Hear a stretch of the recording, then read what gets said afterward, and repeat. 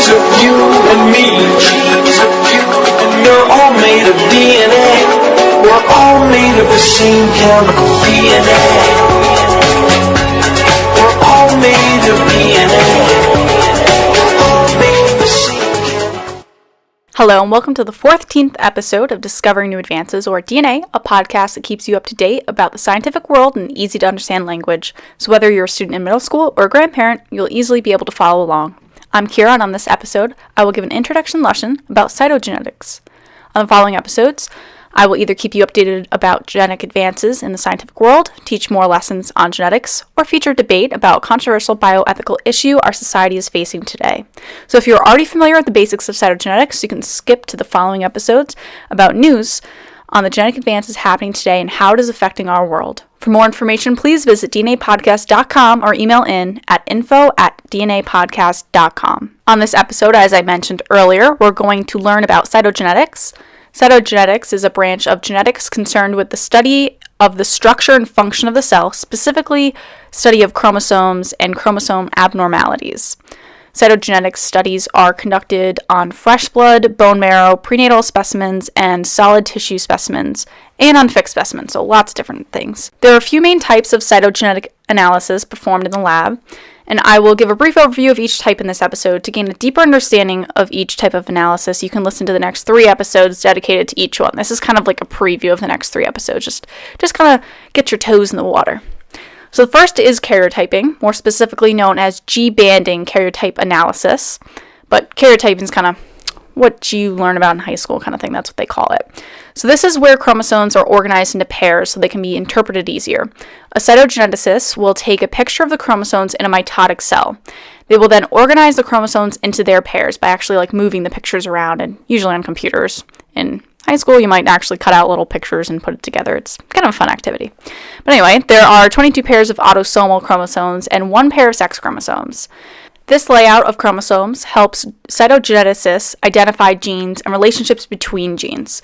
It is also much easier to see if there's an additional or removal of genetic information when in a karyotype, also known as a karyogram, actually.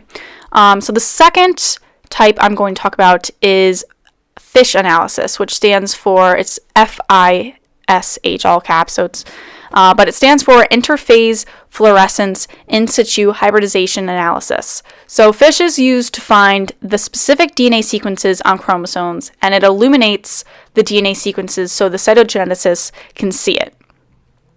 What makes FISH a flexible procedure is that it does not have to be performed on cells that are actively dividing.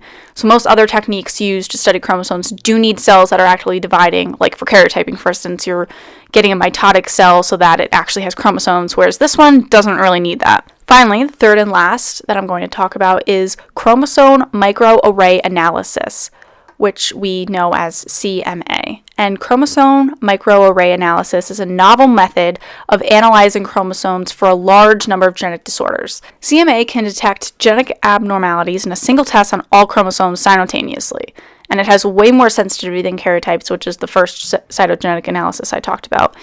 The genomic errors for this disorder detected by karyotyping can be identified more efficiently through CMA. It is commonly used for prenatal testing, where a gene chip called a microarray has hundreds of tiny dots consisting of DNA from known locations on each of the 46 chromosomes.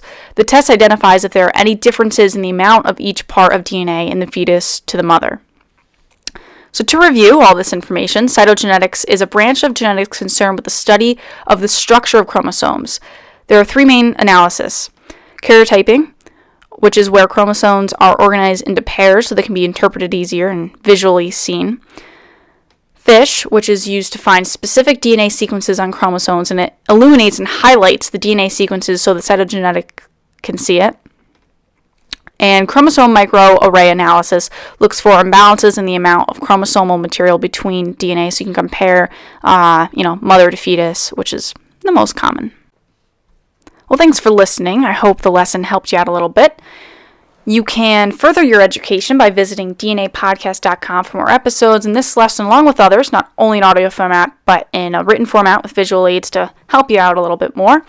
There's also a contact form on there for easy access to send in feedback about the shows or any questions you might have. You can email us directly if that's easier for you. That's info@dnapodcast.com.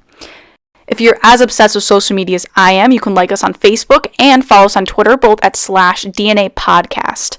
Subscribing to us on iTunes is a great way to keep up with the show. It will let you know when new episodes are out and automatically download them for you. That way you don't have to keep checking back with the site. So all you have to do is search DNA Podcast and we pop right up. If you have iTunes open, you might as well give us a review. That's the best way to have our podcast viewed by more people, and that way more people can benefit from it, just like yourself. You can find all the links I just mentioned, Facebook, Twitter, iTunes, and RSS feed on the website, dnapodcast.com. Thanks for listening, and join me next episode to learn and discover new advances in the world of genetics.